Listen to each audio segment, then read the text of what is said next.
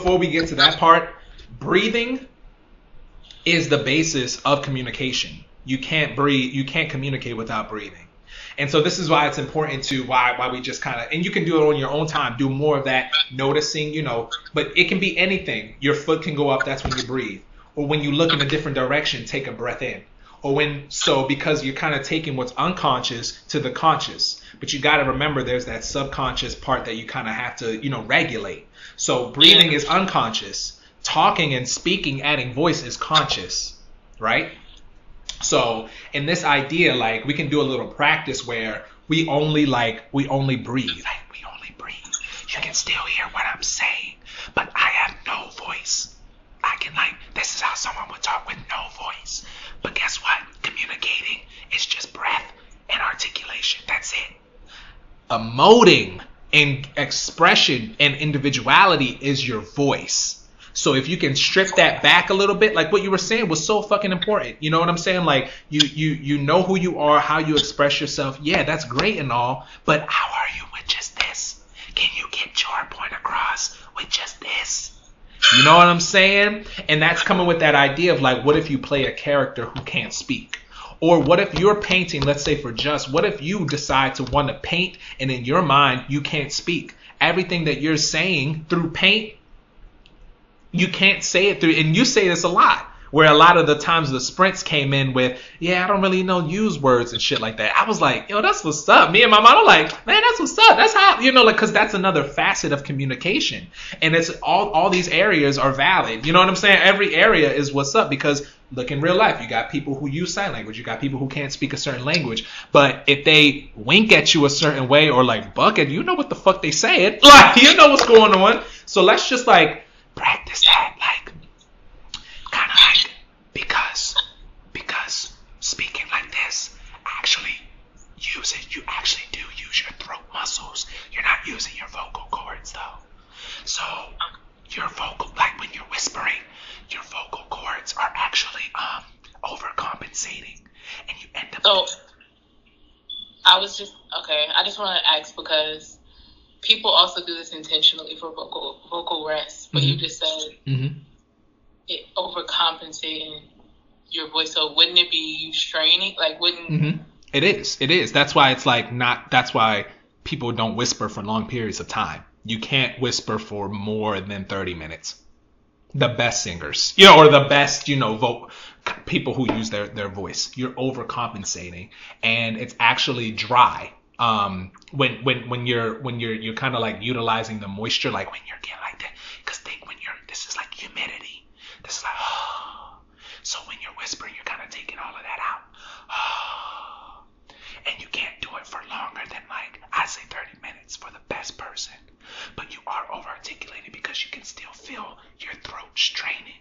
You're still trying to say anything. Because what makes it complete and kind of what makes that harmony is when you add your voice. That's why our bodies is designed like this, because it goes hand in hand. But the only reason I'm saying, you know, go without it is just for practice and exercise, and knowing that the basis of communication is just breathing and what we're doing with our mouths. That's it. Okay. So yeah, so we can do like a quick little, like, I can set the timer for like 1 minute and we just talk by like just whispering. Okay. I like this exercise. Great. So, it gets a little tricky because it's like go ahead. It gets tricky because, like, now that you know what you can't do, you gotta explore what you can do. So you can't use sound, and you can only use like whispers. So now you're in that mode of like, okay, what should I tell? Okay, and so it's that idea of boundaries. Boundaries are very important in all aspects. You know what I'm saying? Because it then creates, let me use for example, like, say you ain't got a lot of money, but guess what? You gonna fucking eat, or guess what? You gonna get around. It kind of forces you to have more creativity. You know what I'm saying? In that aspect. So when you strip away one part of yourself, you get to fucking like, okay, but guess what? I'm the shit regardless. Or I'm gonna make something poppin' with all that I have. And all that I have is just fucking whispering.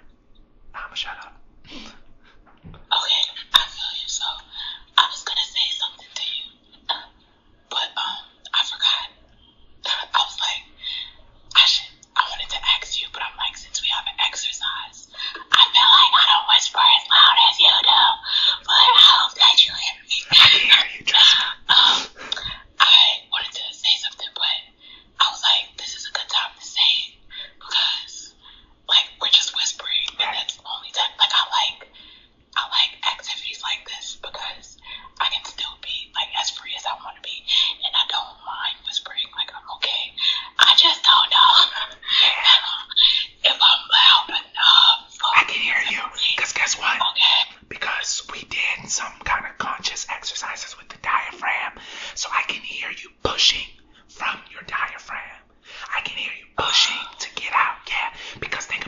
whisper. Think about it, like when kids whisper, like that's like ASMR. That's kind of like that fucking like you take that away. You can just go this the opposite of whisper. This becomes ASMR. You see that? I don't like that sound. It's so weird. No, it's weird. I have to be in the mood. I have to be in the mood for ASMR because if I'm not, I'm like turn that shit off. That shit is. I don't know. That shit. I like the smacking ASMR of food. I like that kind. But whatever you were just doing made me feel like. I'm sorry. I was just giving an example. It was cringy me. It was cringy me even doing it. Yeah, that's weird. It's kind of like, you know, that like picture of like weird holes where all the holes are like close together and it looks weird. And like to some people, it's like they can take it, like they can look at it, but for some people, it makes them cringe, like weird. Is that Dali painting with the time, with the clocks? No, it's like. You have to send it to me later. It's like a bacteria, weird looking thing. Like imagine if I had so many holes and look like in my head. Yeah. Like, you know, like to one person that might not look weird. Okay. But if I have a whole bunch of holes in my head, I will throw up. If I see somebody with a whole bunch of holes in their head, I'm gonna. Yeah. So like that sound reminded me of that. But I remember what I was gonna say now. So I've realized that when I'm performing, I just take my breath when I run out. So like in the beginning, because I started, but barely, you know, like I'm not ever like perform, like no, like I'm just like talking, and then when it's time to take a breath, then I'll take it, and then I'll go until there's no fucking end left, and then I'll take another breath, whatever. But also, I will do a very deep out breath that includes sound after I said a lot, or I heard a lot, or there's a lot going on. You know, like you might tell me something that happened in your life, and I'm like, ooh. So I get it. Okay. Now we're gonna transfer out of whispering, and we're gonna add sound. So remember the hey, he, hi, ho, who. You know, those 5 points. So practice going hey. So imagine before you get into it, imagine yourself as a baby making your first sounds. Imagine yourself as a baby making those first sounds. What you want to do is stress where the breath ends and the voice starts. Because there is this is just being aware. You know what I'm saying? And it's very simple, basic. But we're just kind of pinpointing where breath ends. I mean, the breath never ends. But let's just say where we're using less breath and we're using more sound. So I'll give you an example. Hey.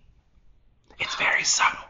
Alright? It's very subtle. Because the point is to get into those nuances. So I'm going to do all of them for you and then you'll practice, okay? Hey. Hi. Oh. Oh. Oh. Don't overdo it. Just get the sound. Don't even care if I hear it or not. It's for you, okay? So A-E-I-O-U. I think I messed up, but whatever. Yeah, I was like, oh, like what? I did something. Hey.